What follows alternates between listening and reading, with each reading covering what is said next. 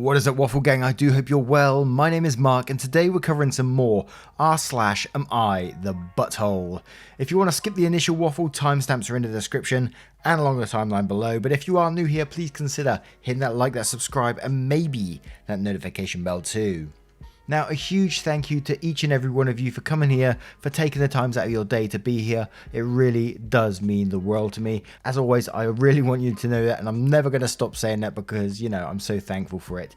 Even though some of you do say, stop saying that. I can't help myself. I was taught at a young age, if you're thankful for something, let them know. And so I can only be thankful to each and every one of you. So thank you so much. And with that being said, let's get in to today's stories. Much love, guys. Our first story comes from Lost Son Lone. Am I the arse for not wanting my stepmom at my biological mum's funeral? My 43 male mum recently passed away after a long fight with cancer. Her death has affected my sisters, brothers and I enormously, and it's so hard to be together in the same house without her now. When I was a teenager, my parents divorced and my father remarried this woman. She was absolutely terrible to me in ways I will not go into detail about, things that my dad has no idea about, and was an utter cow to my mum, who tried her best to be cordial, but my stepmum belittled her and insulted her at every chance. My mum would fire back and they would start fighting. My family recently gathered over Skype to discuss the funeral arrangements. At one point my father said something about my stepmum bringing a certain type of flowers, and one of my sisters interrupted him, saying that apparently they talked about it and agreed my stepmum would not be coming, which neither myself nor my other siblings knew about.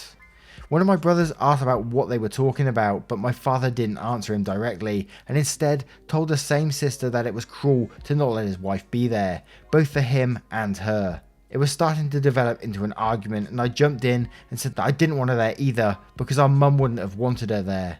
She also makes me uncomfortable, but I didn't want them to know that.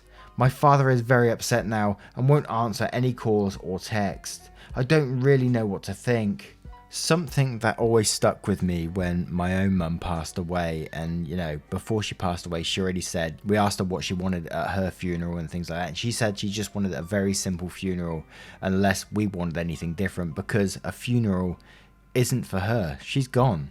It's for you guys who will still be there and grieving her. So if you want it in a certain way, you have it that certain way, you know. So basically, that a funeral is for the living, really, and to, you know, say thank you or honour the person that's passed away. So if you're all uncomfortable with this woman being there, then absolutely she should not be there, because as you said yourself, your mum and her didn't get along anyway, and so it's for you guys to be grieving, and if that makes you uncomfortable with her being there, then so be it. She shouldn't be there. Simple as, really. But let's have a look at some of the comments to see what they say. Riley Gray says, not the arsehole, funerals aren't for the dead, they're really for the living, to be able to grieve in as much peace as they can, surrounded by folks who love and support the people left behind. This woman doesn't love you and doesn't support you, and certainly did neither for your mother. She doesn't belong there. Perpetual Window Pane says, not the arsehole, funerals are supposed to honour the dead and comfort the living. Having your stepmum there accomplishes neither. Heck, I think I'd disinvite your dad too. Howard Project says, not the arsehole, it's a funeral and it's for the living who remember and loved your mother. It's not an opportunity for stepmother to show off and pretend she actually gave a shit about her. And for that matter, since your dad did not bother to make sure his current wife was not being cruel to his first wife and mother of his children, he doesn't really need to be there either. Butterfly Alice says, not the arsehole. I don't really understand why your father is involved. The divorce was over 25 years ago, correct? And this may be a wrong assumption, but if he wasn't aware of how poorly the new wife treated you and mum, it doesn't sound like he or your mother were good friends during the years since the divorce. You and your siblings are now adults, and the funeral planning doesn't really need to concern him. Now, I turn it to you guys. What would you do in this situation if you was one of the children of the mother? Would you disinvite the dad and the stepmom too? Would you just say she's not allowed to come, simple as? Or would you maybe find another way around it? Let me know in the comments below, and don't forget to vote on that poll in the description for story 1. And our next story is from Little Lambie. Am I the arse for getting annoyed that my choices are always rejected? I'm 15 female, part of a blended family. My dad married my stepmom 4 years ago. Her kids are much younger than me, and that has meant family time has always been tricky. They say we each get a choice of what we do, but my ideas have always been rejected because they're not inclusive enough. While I try to voice that their ideas might be technically inclusive, it doesn't mean I enjoy them. Example, my stepbrother is now 8 and wanted to go to the playground close to where we live. We went because they said we could all technically go, but I asked what I was meant to do, and my dad said I could hang with him and my stepmum or play with my step-siblings. My stepsister is 9 and she suggested we go to the aquarium because they had a fun play area for kids, which meant we spent most of the time there. And I'm a little big for the play area. I suggested we go to the trampoline park and I was told that it'd be 2 separate parts for me and them, that it wouldn't be the same. I was told that they were too young for the arcade, they were too young for the water park, yet I'm not too old for the playground, which is my stepbrother's #1 pick most of the time. I'm not too old for finger painting at the library, I'm not too old to watch a puppet show. So I've been increasingly resentful over time. So I talked to my dad about it a couple of times and he told me to make my choice an option for everyone, while always counting them instead of me on what will be fun. And the last year I've just shown no excitement about it and I'm getting called out for being sarcastic and passive aggressive and bringing everyone down. It all came to a head after the playground last week when I said thank God that's over after we got home. They said my attitude was bad and I needed to appreciate my time with family more. I fired back that I hate family time, I never have a good time and being alone is more enjoyable than being dragged along to stuff I have no interest in. I told them they can't say it's really for the family when it's all about the younger kids because it is. My stepmom came and said it was hard and that they were doing their best. I asked her if she really believed I was bonding with her and her kids when everything is aimed so much for her kids' ages and not mine. I pointed out that at 11 and 4 and 5, when they just first got married, it was wrong to expect me to enjoy the stuff the kids would, and instead I have to suffer through hours of being bored while they themselves were all bonding. Am I the arsehole? You know, in these family dynamics, everyone has to sort of compromise at some point, right? Because if they're really what they're after is family time and bonding time, they're not achieving it at the moment because you're not enjoying anything to do with it. So you are going to resent them over time and this whole bonding experience is just going to break down. And surely as parents you must realise what you're doing to your own child. You know, you've suggested a trampoline park, which, you know, I've seen myself. I love a trampoline park, don't get me going. But I've seen myself that, you know, kids of all ages can go to these trampoline parks and they're not always separated. I have seen like one where it's only like a toddler session and an older session, but I've seen ones where there's actually family time. I think they call it like family experience or something like that in our local one, where your whole family can go. And I've been with my nieces and nephews and they absolutely love it. And I'm a big kid too, so I love it too. And it's just all about finding that balance, which clearly your parents haven't got at this moment, whether they're doing this intentionally just to keep their kids, the younger ones, happy, which I know can be a struggle in itself, but they need to find that balance for you to have some enjoyment out of it. And I think you do need to bring this up to them and just have like an open and honest discussion and just say, look, I'm not enjoying it, I'm not bonding. Is there a better way we can do this? Can we find a way that we can all bond together? And I think that's the only way you're going to get forward with this. But let's have a look at some of the comments below to see what they say. Stoofus3 says, not the arsehole. As a parent of 5 kids that range from 22 to 3, it is not hard to do things that each person wants to do. Your parents are doing a disservice to your siblings by always giving them what they want and not teaching them that sometimes you guys might do stuff that is not fun for them. Also, they are making lame excuses for not going places. Water parks are for all ages. The trampoline park was actually a great idea. You don't have to be within a foot of each other at all times to be having quality time.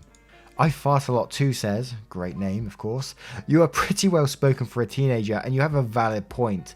Basically what they call bonding is actually driving you away from them, not the arsehole. Alex says, not the arsehole. Obviously everybody has to compromise sometimes, but if somebody has to compromise all the time and others never, that is definitely not okay. Tell your father that since you don't really get any family time, you'd like to cut that time. Stay at home and read a book on your own, or whatever does not involve you being bored to death all the time.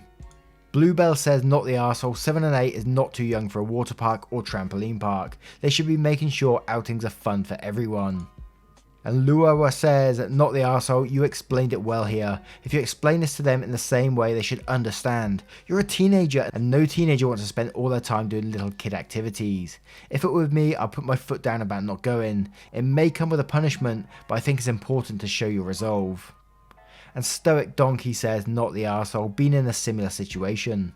My partner has friends that I absolutely cannot deal with. I'm the nerdy type, while they love booze and football. I try my best to participate, be polite and not make it known that I hate being around them. It made me miserable. At some point I had an open conversation with my partner and we agreed that I don't need to come along if I don't want to. Sit both of them down, explain how you feel and offer to stay home while they play with the children. Maybe they can find a day in the month to accommodate only you to make up for it. Now, what would you do if you was in this situation? If you was like a teenager and you was being dragged along to these little kid activities, how would you do it if you put yourself in their shoes? How would you deal with it? Would you approach the parents and possibly face a punishment for it? You know, or the parents might be absolutely sound and say, yeah, we need to accommodate you a bit better. Let me know how you deal with it in the comments below, and don't forget to vote on that poll in the description for story 2. And the next story comes from Estella Roan.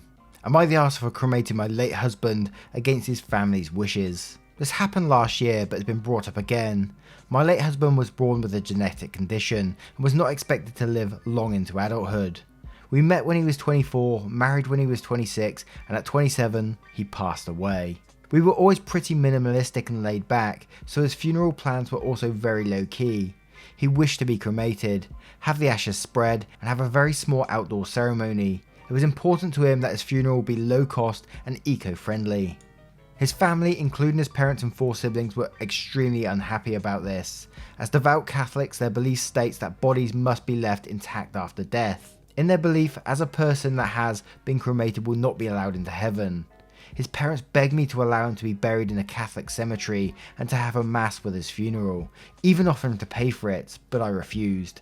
My husband was not particularly religious and I wanted to respect his wishes. I was talking with his sister yesterday and was asking about their parents. Apparently they've not been doing well with their grief, and a big part of that is a fear for their son's soul. They genuinely believe he is suffering right now and will be suffering forever.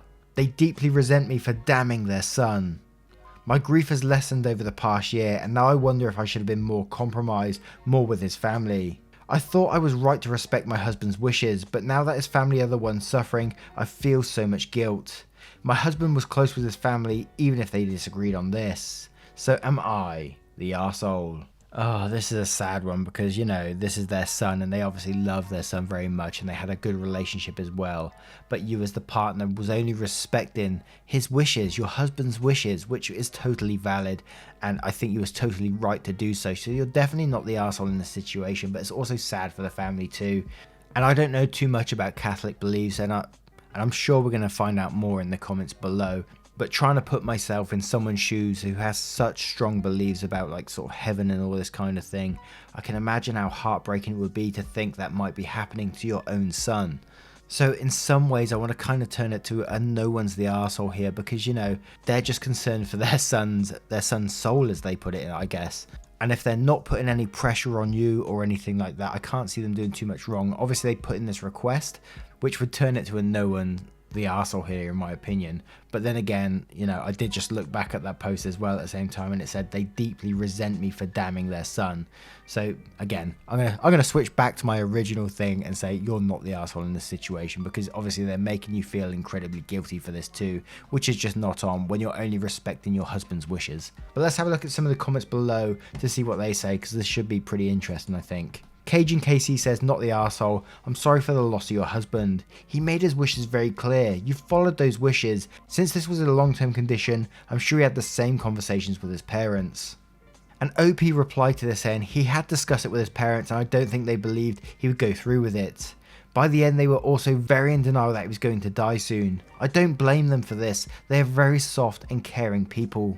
I'm Not Scarlet says, not the arsehole, it's what your husband wanted and that's all that matters, plain and simple. I'm sorry for this family is experiencing pain over his decision, but that's because of their beliefs. Your husband had different beliefs, they have to find a way to respect that and get past their grief. If they can't, you have to accept you did the right thing and there's nothing you can do for them. And Beefub says, not the arsehole, fellow Catholic here. There is nothing that says the body has to be left intact. The ban on cremation was lifted by the Vatican in 1963. Catholics do believe the remains should be properly buried as a matter of respect, in a cemetery, mausoleum, or a sealed weighted urn at sea. As a religious person, nothing done to the body during life or after death affects a person's relationship with God and Jesus. The only way to heaven and the Father is through the Son. Your in-laws are struggling with their grief, and the real belief in any Christian faith that says non-believers do not get into heaven, this is not on you. Do not feel guilty. You respected your husband's wishes, and I promise you, even if you had done what his family wanted, they'd still be struggling with his non-religious lifestyle. Just out of curiosity, for any Catholics here as well, the whole sealed weighted urn at sea, is there any particular reason you'd do it at sea or anything like that? Is it just if you loved the sea and that you can just, so you can put the urn in the sea? It just sort of popped in my head how many urns, like these weighted urns, could be at the very bottom of the sea right now. Oh, just interesting really. But now I turn it to you guys. What do you think about OP's decision? Were they right to follow their husband's wishes, or should they have spoken to the parents and maybe gone down the route of burying the son? Do you think that would be the right thing to do? I mean, in one of the last posts we did say that, or I did say that, you know, funerals and things are for the living, they're not for the people that's passed. Let us know what you think in the comments below, and don't forget to vote on that poll in the description for story 3. And this next story is from Charlie Wally Woo. Am I the arsehole for sending my husband to his dad's because he wouldn't let our daughter help me cook? My husband and I get along like a house on fire. We love each other and talk constantly about what's best for our family. He's recently went back to work. He's a chef and I'm still on furlough. I co-manage a bar. I cook from scratch every day. I've recently let the little one, 3 in March, scoop the chopped up food into the cold pot. Chopped up carrots, she giggles and scoops them into a pot. Mushrooms, giggles and scoops them into the pot. Onions, giggles and scoops them into the pot. I wash her hands after. Husband was home 4 nights ago watching us, making sarky little comments. She's too young, and you're cooking them wrong, etc. He tried to get her to play with her blocks, which are her favourite toy at the moment, and she said to him, "No daddy, we do dinner, don't be nasty." He hasn't spoken to me properly since then. His dad has emailed me saying I should take the lead from my husband, since he knows best. His brothers have texted saying I should just pick my battles. I told him if he couldn't have an adult conversation with me, he should go stay with his daddy. He left a couple of hours later, told me he would stay with his dad. He told our daughter he had to go to work. She was happy. I think I'm totally in the right. My little one wants to help. She is very proud of herself when dinner is ready because she helped cook it. I do feel kind of bad because I know how chefs can be, but come on, it's his daughter. He should be encouraging her. I usually call this sort of kingdom building, like whenever I'm in a job or something like that and I'm taking over or I'm stepping on the toes of someone who's doing a job the same sort of thing as me, and they protect it at all costs, and you know, they're so good at it that I shouldn't be as good as them at it. So in this example, he's a chef, he's the best at his profession, and he doesn't want to see someone else trying to step on his toes because they're not good enough to be doing what he's doing. So he's going to make these psycho little comments about, that's not good enough, you shouldn't be encouraging her to do that. When it's totally the opposite way round. You know, I can understand people getting a little bit defensive in workplaces, but his own daughter? Surely he should be proud of her doing this sort of thing, that she could potentially be a chef too. You know, I always say nurture these little skills when you see a child wanting to do this thing, and I know they're only 3 in this case, but I see it with my nieces and nephews and stuff on their computers, and I know a lot of people are against computers and stuff, but I see them like typing super fast and I'm like, you gotta encourage that. Computers are the future. And it's the same with this little girl, you know, if she wants to start cooking, you know, who knows where this could go. She could really get into cooking and become an amazing chef when she gets older. You need to just nurture those skills and just watch what happens with them, because amazing things can happen. And it's absolutely ridiculous that this chef husband is doing this. It's absolutely stupid. And I'm not sure how many times I said absolutely in that sentence, but it is ridiculous. And it's also really sad too that he's looking at it in this way. I don't know, actually I don't even know what way he's looking at it, because I would be really proud to see like a little 3-year-old trying to get involved in stuff like that, thinking of having a kid and wanting to take after you. It brings tears to my eyes just thinking about it, to be quite honest. But let's have a look at some of these comments before I do start blubbing here. Skitten says, not the arsehole. I hate arseholes who are truly good at something but use that knowledge to make beginners feel bad about not being as skilled. To do that to his own daughter really makes him the arsehole. Miss Baseball says, not the arsehole, he's acting like a child. Is he jealous because you're teaching her instead of him? Music with Roxon says, not the arsehole, what the F is wrong with all the people on this sub whose partners go run into their family to bully their partner into doing what they want instead of having an adult conversation. That is not okay. Not with any marital issue. Well, my daddy thinks I'm right is not a convincing argument. There is so much of that on here. If a friend or family member told me about a fight, the last thing I would ever consider doing is texting or calling the partner to tell them they were wrong.